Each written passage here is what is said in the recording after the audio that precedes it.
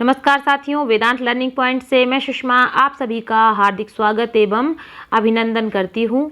आज मैं आप सभी के लिए डीएलएड सेकेंड ईयर के फर्स्ट पेपर संज्ञान अधिगम और बाल विकास के दूसरे यूनिट बचपन में अवधारणा निर्माण एवं चिंतन प्रक्रिया से अवधारणा निर्माण की विशेषताएं बताने वाली हूँ। इससे पिछले वीडियो में मैंने अवधारणा निर्माण कैसे होता है, अवधारणा निर्माण का अर्थ, अवधारणा निर्माण में होने वाली मानसिक प्रक्रियाओं के बारे में बताया हुआ है, जिसकी लिंक मैं डिस्क्रिप्शन में दे दूंगी, आप वहां से इसे देख लीजिएगा। तो आइए शुरू करते हैं। अवधारणा निर्माण में अवधारणा निर्माण की विशेषताएं, कैरेक्टरिस्टिक्स ऑफ कॉन्सेप्ट फॉर्मेशन। अवधारणा एवं उसके निर्माण की प्रक्रियाओं का वर्णन निम्नलिखित किया जा सकता है। पहला है सामान्य वर्ग से संबंध, रिलेशन विद जनरल ग्रुप। अवधारणाओं के निर्माण की प्रक्रिया में एक सामान्य विचारधारा का निर्माण होता है। इसके आधार पर ही अनेक तथ्यों की व्याख्या की जाती है, जैसे गाय दूध देती है, भैंस दूध देती है तथा बकरी दूध देती है, कुत्ता हमारे घर की सुरक्षा करता है। ये सभी जानवर हमारे लिए उपयोगी हैं, इसलिए इन्हें पालतू जानवर की संज्ञा प्रदान की जाती है।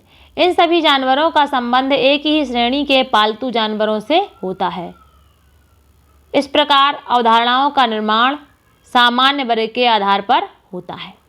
दूसरा है कल्पना या वास्तविकता से संबंध, रिलेशन विद इमेजिनेशन और रियलिटी। अवधारणाओं का संबंध वास्तविक स्थिति या कल्पना से होता है। अनेक प्रकार के तथ्यों का संबंध कल्पना से होता है, जैसे माँ अपने बालक को सुलाने के लिए भूत का डर दिखाती है।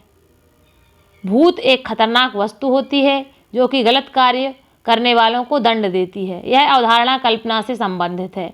इसके विपरीत जिन वस्तुओं को देखकर एवं परखकर अवधारणा का निर्माण करते हैं, वह वास्तविकता पर आधारित होती है। जैसे गाय की 4 टांगें होती हैं तथा वह दूध देती है।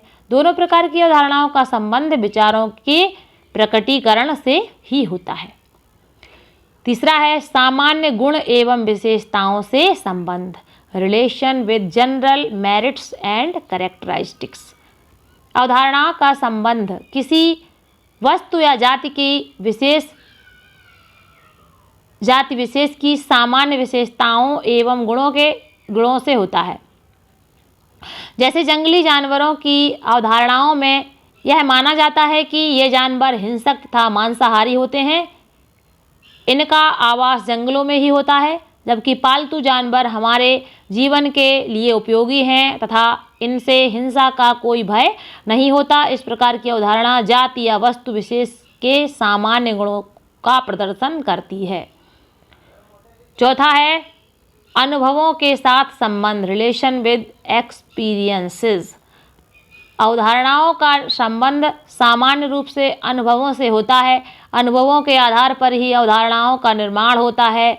जैसे व्यक्तिगत स्वेच्छा से बालक अधिक स्वस्थ रहता है तथा व्यक्तिगत स्वच्छता पर ध्यान न देने के कारण वह बीमार हो जाता है, तो उसके द्वारा मान लिया जाता है कि व्यक्तिगत स्वच्छता स्वास्थ्य के लिए लाभदायक है। इसी प्रकार बालक आग के छूने पर जल जाता है, तो उसके मस्तिष्क में यह अवधारणा विकसित हो जाती है कि आग जलाती है। जैसे जैसे अनुभवों का क्षेत्र बढ़ता जाता है, अवधारणाओं की संख्या में वृद्धि होती जाती है। पांचवा है परिवर्तन की स्थिति, कंडीशन ऑफ चेंजिंग। अवधारणाओं में परिवर्तन की स्थिति भी पाई जाती है। ज्ञान एवं अनुभव के आधार पर अवधारणाओं में परिवर्तन हो जाता है। जैसे 3 वर्ष का बालक उड़ने वाली प्रत्येक वस्तु को चिड़िया कहता है, इसलिए वह पतंग को भी चिड़िया कहता है। परंतु जैसे ही बालक बड़ा हो जाता है, तो वह पतंग एवं चिड़िया में विभेद करना सीख जाता है तथा उसकी अवधारणा में परिवर्तन हो जाता है। इस प्रकार वह प्रत्येक उड़ने वाली वस्तु को चिड़िया नहीं कहता। अवधारणाओं का विकास क्रम, डेवलपमेंट सिस्टम ऑफ कॉन्सेप्ट। प्रारंभिक अवस्था में अवधारणा कल्पना एवं अस्पष्टता पर आधारित होती है। इसके बाद की स्थिति में वह स्पष्टता की ओर बढ़ती है। जैसे बालक चंद्र ग्रहण या सूर्य ग्रहण को देखकर यह अनुमान लगाता है कि यह राहु केतु से संबंधित पौराणिक घटना है।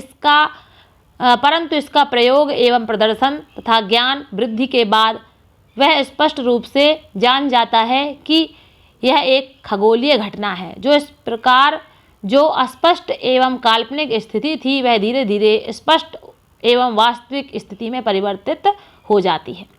सातवां है व्यक्तिगत भिन्नता का आधार, बेस ऑफ इंडिविजुअल डिफरेंसेस। अवधारणाओं के निर्माण में व्यक्तिगत भिन्नता की स्थिति पाई जाती है। एक ही वस्तु के संबंध में अनेक व्यक्तियों की भिन्न भिन्न अवधारणाएं पाई जाती हैं। जैसे किसी एक चित्र को देखकर बालकों द्वारा उनमें भिन्न रूपों का अवलोकन होता है। एक बालक चित्र को देखकर उसे बादल का चित्र बताता है, वहीं दूसरी ओर दूसरा बालक उसे पर्वत का चित्र बताता है। अतः अवधारणाओं का निर्माण व्यक्तिगत सोच एवं चिंतन के आधार पर भिन्न भिन्न रूपों में होता है। ये जो भी नोट्स मैं आप लोगों को बताती हूँ ये बहुत ही ज़्यादा इम्पॉर्टेंट हैं। जो पेपर होने वाले हैं डीएलएड सेकेंड ईयर के 2 जून से, उनमें तो ये बहुत ही ज़्यादा इम्पॉर्टेंट हैं। ये सभी वे प्रश्न हैं जो अक्सर आते रहते हैं, तो इन्हें अच्छी तरह से आप नोट्स बना लीजिएगा और इन्हें अच्छे से तैयार करते रहिएगा। Thanks for watching. आप सभी का दिन शुभ हो। धन्यवाद।